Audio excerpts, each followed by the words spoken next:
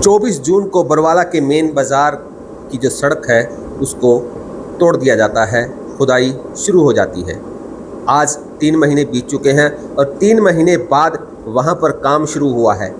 इतनी देरी क्यों, क्या वजह रही?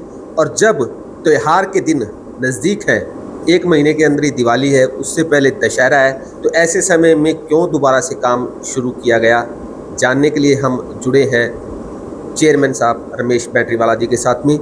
बहुत बहुत स्वागत है सर आपका।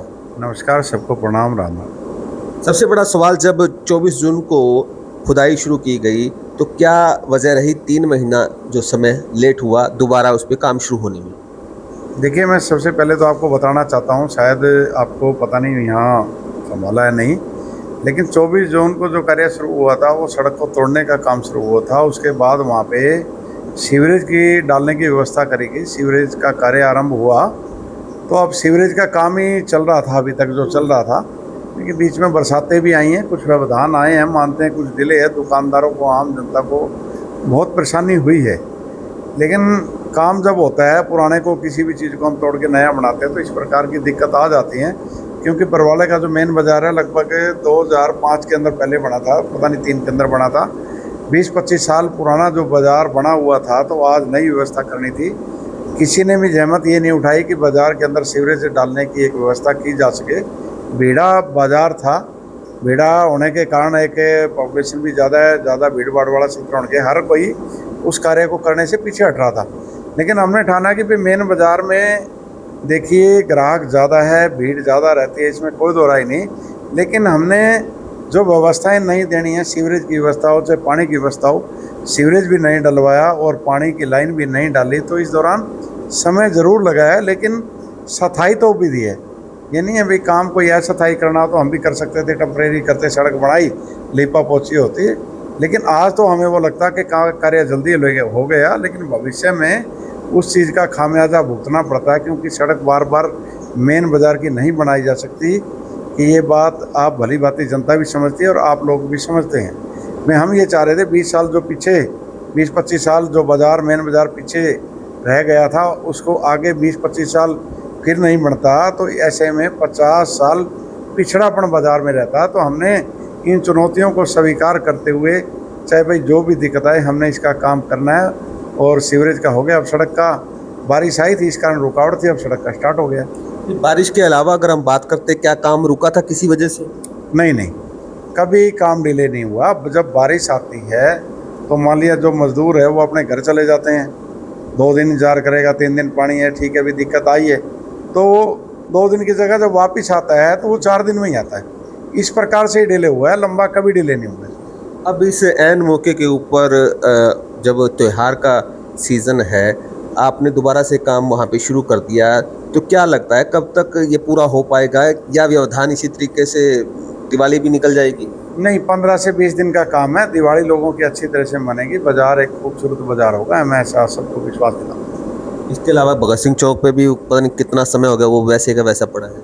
देखिए, भगत सिंह चौक के मामले में अलग थोड़ा सा विषय रहा, ये भी थोड़ा लंबा टाइम लगा है। इसमें मानते हैं थोड़ी सी लापरवाही डिपार्टमेंट की तरफ से, मतलब ये कहते हैं ठेकेदार की वजह से रही, तो डिपार्टमेंट का नाम निश्चित रूप से जुड़ेगा। लेकिन उससे पहले जब स्टार्ट करा तो कुछ लोगों की डिमांड भी आ जाती है। भी यहाँ लोगों को पानी खड़ा हो रहा था बारिश का, लगातार ये दिक्कत आती थी, जब भी बारिश आती थी तो पानी खड़ा होता था। तो स्टोरम वाटर की लाइन डलवाने का काम किया ताकि भविष्य में पानी ना रहे, क्योंकि इस क्षेत्र के अंदर भारी, थोड़ी सी बरसात के अंदर भी भारी पानी रहता था।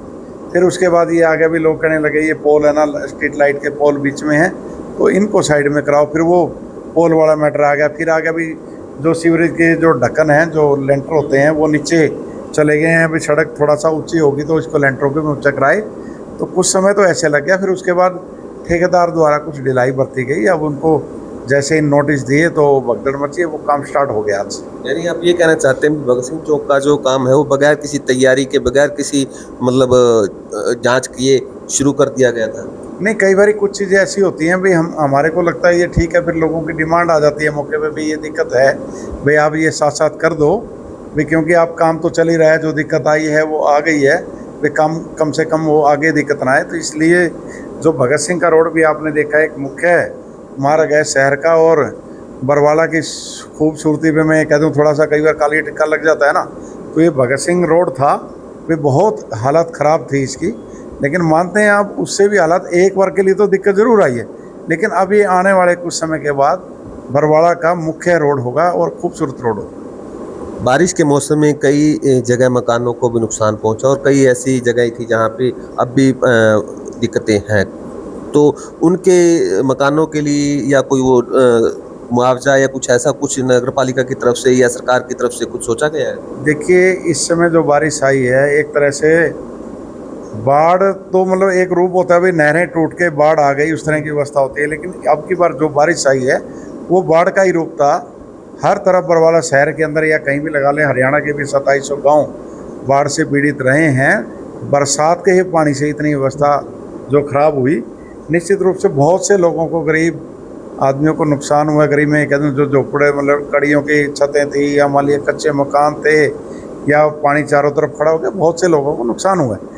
माननीय मंत्री श्री रणवीर गंगवा जी से इस विषय में बात भी हुई थी, और सरकार की ओर से पोर्टल पे क्षतिपूर्ति पोर्टल है, उसके ऊपर या एसडीएम जो ऑफिस है हमारा, सब डिवीजन उपमंडलाधिकारी के पास कोई सीधी एप्लीकेशन वहाँ जाके दे के आता भी मेरा नुकसान हो गया, तो हमने सरकार से मांग कर रखी है। निश्चित रूप से उनको कुछ ना कुछ मुआवजा जरूर दिया जाएगा जिनका नुकसान हुआ है। जेजेपी नेता द्वारा कहा गया अभी चेयरमैन साहब सिर्फ अपनी कॉलोनियों की तरफ ध्यान दे रहे हैं और शहर की तरफ कोई ध्यान नहीं दे रहे। देखिए, मैं उसके कहने पे क्या कहूँ, कुछ बंदों को ये होता है ना भाई, शहर में जिसकी कोई पूछ ना हो, और मैं कह दूँ, अब क्या कहूँ, उस बंदे के, उस व्यक्ति के बारे में सारा शहर जानता है, वो किस प्रकार का व्यक्ति है और किस प्रकार की सोच रखता है। मैं उसके बारे में ज़्यादा नहीं कुछ कहना चाहता, तो सारे उसको भली भांति जानते हैं। और आरोप प्रत्यारोप राजनीति का हिस्सा होती है, कोई किसी के ऊपर आरोप लगाता है, कोई किसी के ऊपर लगाता है।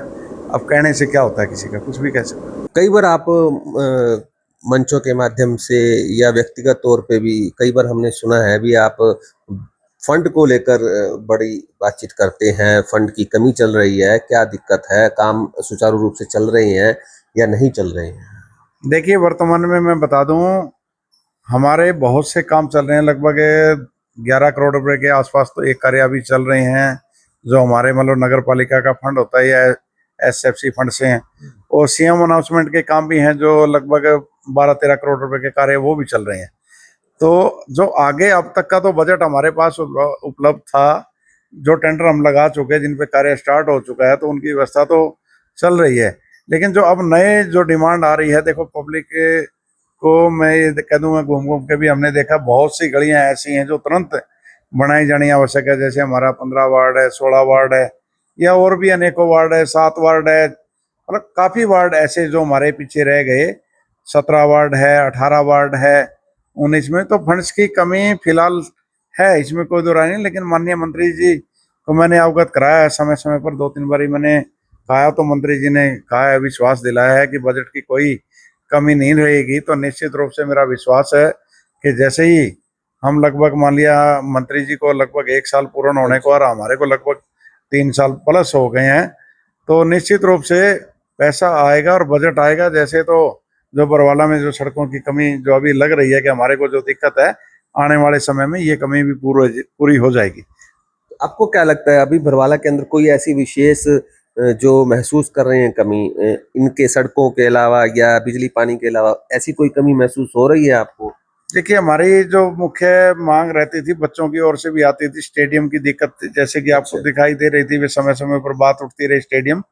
तो खेल जो स्टेडियम है, उसकी इंक्वायरी पूरी होने के उपरांत आज रिपोर्ट 3-4 दिन पहले आ चुकी है। तो अब उसका टेंडर दोबारा लगाया जाएगा, टेंडर लग जाएगा। देखिए, कमियां तो रहती हैं, मतलब बरवाड़ा में विकास के लिए, देखो विकास के मामले में काफी बरवाड़ा पिछड़ा रहा है। पहले भी आप बरवाड़ा को देखते थे, काफी सी सड़कें ऐसी थी जहाँ से टपने का ही रास्ता नहीं था, लेकिन आज काफी हद तक सुधार हुआ और आने वाले समय में देखिए बहुत सुधार होगा। तो अभी बहुत से प्रोजेक्ट हैं, माननीय मंत्री जी ने सारे डिस्कस करके जो हमने दिए हैं, चाहे मैं कहूँ चारों ओर वेलकम गेट लगने की बात हो, डिजिटल लाइब्रेरी का प्रोजेक्ट भी चल रहा है, स्वर्ग आश्रम के नवीनीकरण का भी काम है, और अनेकों कार्य ऐसे हैं जो पाइपलाइन में है, और आने वाले समय में सारी चीज़ें ये पूरी हो जाएंगी। और मंत्री जी स्वयं भी देखिए इंटरेस्ट रखते हैं शहर के प्रति। उनका आपने कभी भी मंच के माध्यम से सुना भी होगा, हमेशा जो एक बात कहते हैं कि बरवाला एक खूबसूरत शहर हो, मेरी भी, मंत्री जी की भी वही सोच और मैं भी उसी सोच के साथ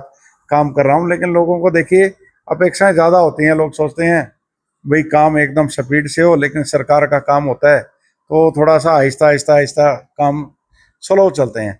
तो थोड़ी आम जनता ये समझती है भाई कोई दुकान होगी वहाँ पे सामान उठाया और दे दिया, ऐसा नहीं होता। सरकारी जो व्यवस्थाएं होती हैं प्रोसेस से सारे काम होते हैं। भाई कोई टेंडर है, पहले बजट आएगा, बजट एस्टीमेट बनेंगे, टेंडर लगेंगे, टेंडर खुलेगा, फिर उसके आगे प्रक्रिया शुरू होती है। टेंडर की सैंक्शन आने में भी समय लग जाता है, फिर ठेकेदार के पास भी समय उसके पास होता है, भाई वो टाइम लग जाता है। देखिए ठेकेदारों की वजह से ज़रूर प्रॉब्लम आती है शहर के अंदर, ये जो काफ़ी काम जो लटक जाते हैं कि व्यवस्था ऐसी होती है जो ठेकेदार से कोई कैसा भी हो, जब तक सरकार की ओर से ब्लैक लिस्ट ना हो या सरकार की ओर से कोई ऐसी मान लिया उनके खिलाफ कोई ऐसी कार्रवाई हो तो हम उसको रोक सकते हैं। देखिए ऑनलाइन टेंडर होता है, ऑनलाइन टेंडर में कोई भी ठेकेदार वहाँ पे आके ऑनलाइन अपने निविदाएं डाल सकता है, यानी भर सकता है, टेंडर को ले सकता है। तो उसमें वो हमारे बस में नहीं रहता। लेकिन पोर्टल पे आजकल है, जो काम डिले करता जाता है ठेकेदार उसको मतलब पोर्टल के माध्यम से अपने आप ही जुर्माना जो कैलकुलेशन होती रहती है और अपने आप ही जुड़ता रहता है। वो चीज़ें ज़रूर हैं, लेकिन आम जनता को तो इस बात से कोई लेना देना देखो होता भी नहीं है, होता भी नहीं। चाहे मैं भी जनता में शामिल हूँ तो मुझे भी क्या लेना है, मुझे तो ये चाहिए, मुझे काम चाहिए।